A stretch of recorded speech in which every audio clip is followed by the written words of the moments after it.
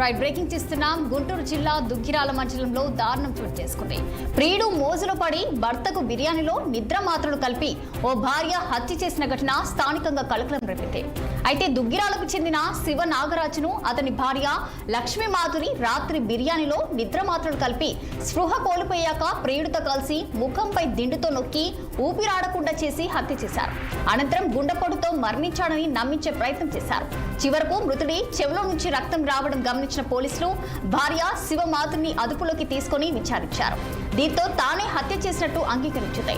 ఘటనపై కేసు నమోదు చేసుకున్న పోలీసులు దర్యాప్తు ప్రారంభించారు. ఇక ఇదే అంశానికి సంబంధించి మరింత సమాచారం మా అమరావతి ప్రతినిధి పవన్ ఫోన్ లైన్ అందించేందుకు సిద్ధంగా ఉన్నారు. చెప్పండి పవన్, మరి దీనికి సంబంధించిన పూర్తి డీటెయిల్స్. రచన, ఏదైతే గుంటూరు జిల్లా దుగ్గిరాల మండలం చిలువూరు గ్రామంలో అయితే మాత్రం దారుణ ఘటననే చెప్పాలి.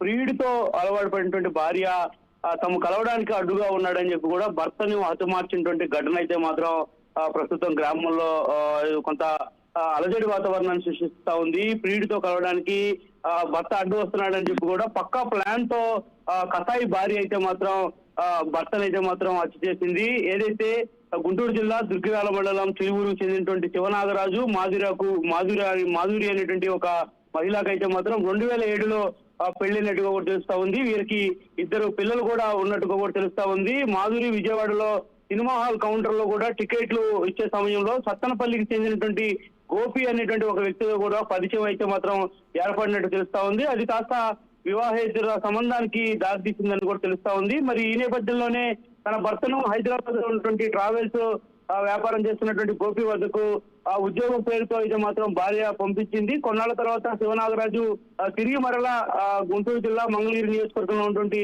చిలువూరు గ్రామానికి అయితే వచ్చి వ్యాపారం చేస్తా ఉన్నాడు. మరి దీంతో గోపిని కలిసేందుకు కొంత ఇబ్బందిగా ఉండడంతో కూడా ఎలాగైనా భర్తను అడ్డు తొలగించుకోవాలని చెప్పి అయితే మాత్రం భార్య పక్క పథకం అయితే మాత్రం రచించింది. అందులో భాగంగానే గత రాత్రి ఏదైతే బిర్యానీలో దాదాపుగా కూడా ఒక 20 నుంచి 30 నిద్ర మాత్రలు కలిపి భర్తకైతే మాత్రం ఆ భోజనం పెట్టింది. వెంటనే ఆ భర్త ఆ భోజనం తిన వెంటనే కూడా అకస్మాత్తుగా స్థితిలోకి వెళ్లడంతో కూడా వెంటనే అక్కడ ఉన్నటువంటి ప్రియుడిని కూడా లోపలికి పిలిపించి అత్యంత దారుణంగా దిండుతో అయితే మాత్రం భర్తను వారి ఇరువురు అయితే మాత్రం అత్యంత దారుణంగా అయితే మాత్రం హత్య చేశారు. మరి రాత్రంతా కూడా మృతదేహాన్ని ఇంట్లోనే పెట్టి భార్య వీడియోలు చూస్తూ కూడా ఎంజాయ్ చేసిందని కూడా తెలుస్తా ఉంది.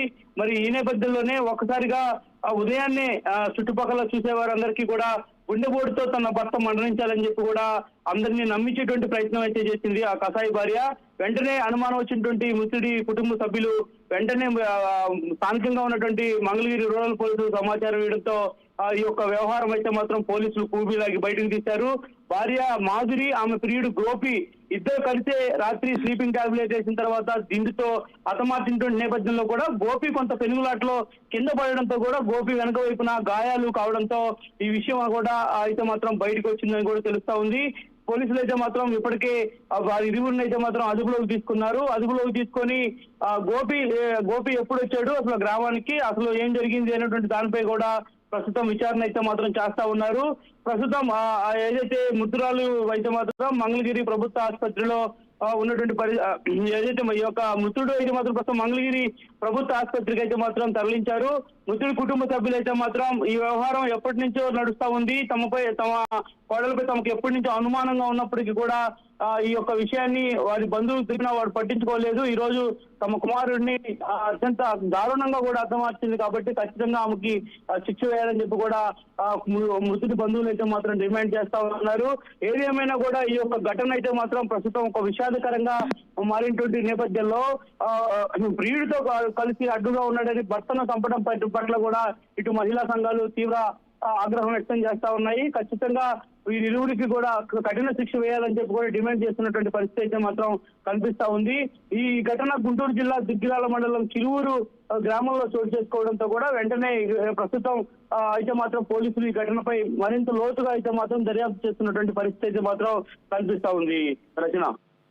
Right, thank you updates.